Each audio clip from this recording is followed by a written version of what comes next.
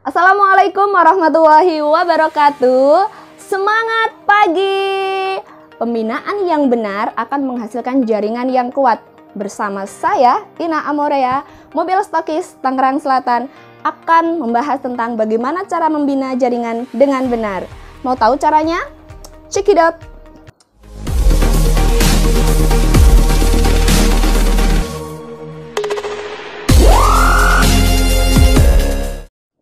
Pembinaan seorang upline di PT Duta Elok Persada itu terletak pada konsep 5M. Teman-teman ada yang tahu apa itu 5M? Yaps, yang pertama adalah mengajarkan, ya. Terus yang kedua adalah memperlihatkan. Yang ketiga adalah melibatkan. Yang keempat, mengamati, dan yang terakhir adalah melepaskan. Yuk kita bahas satu persatu. Yang pertama adalah mengajarkan. Sebagai seorang upline, kita wajib mengajarkan kepada downline kita. Apa saja sih yang harus kita ajarkan? Ya, tidak banyak-banyak ya teman-teman, cukup 3 hal saja. Yang pertama adalah company profile, yang kedua tentang manfaat produk, fakta dan manfaat produk, yang ketiga adalah tentang business plan.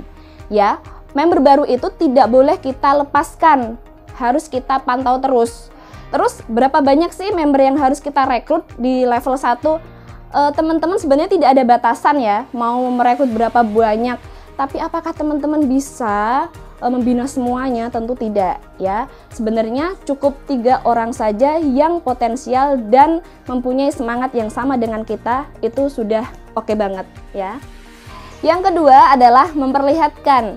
Sebagai seorang upline, kita wajib memperlihatkan cara bisnis 4M dengan benar. Karena apa? Karena seorang downline adalah bentuk duplikasian dari seorang upline.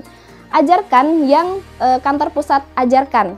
Jangan cari jalan lain ya. Kalau teman-teman butuh banyak materi di DSS online itu banyak banget materi mulai dari dasar sampai tingkat tinggi.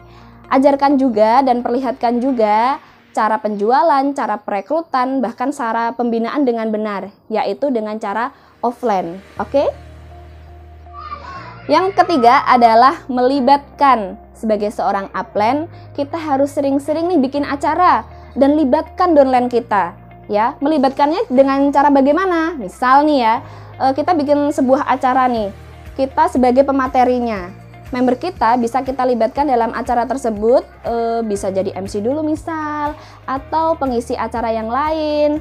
Materi itu kan ada banyak biasanya ya, ada satu pemateri pertama, pemateri kedua, pemateri ketiga. Nah nanti kasih bagian nih member kita, libatkan dalam acara kita, seperti itu. Nomor 4 yaitu mengamati. Dalam tahap ini si upline jika sudah yakin seorang downline-nya itu sudah bisa berbicara di depan orang banyak, maka si upline bisa mengamati di belakang audiens, biasanya seperti itu ya. Jadi kita bisa mengamati downline kita, kekurangannya apa saja, kelebihannya yang harus dipertahankan itu apa. Nanti kita mengadakan evaluasi setelah acara tersebut. Seperti itu teman-teman. Nah, yang terakhir adalah melepaskan. Di tahap 5 kita sedang berada di tahap melepaskan ya. Setelah kita yakin downline kita sudah bisa berbicara di depan orang banyak dan pembawaan si downline juga sudah bagus ya, seperti yang kita harapkan, maka kita sudah bisa melepaskan downline tersebut. Seperti itu. Biarkan downline kita membuat acara-acara mandiri dengan jaringan mereka pribadi. Dan teman-teman setelah tahap melepaskan ini jangan sampai berhenti membuat acara ya. Harus kita bikin acara-acara offline terus agar jaringan kita semakin kuat. Ya, itu tadi konsep 5M dari saya. Intinya adalah praktek, praktek, praktek, praktek, dan praktek. Demikian dari saya. Wassalamualaikum warahmatullahi wabarakatuh.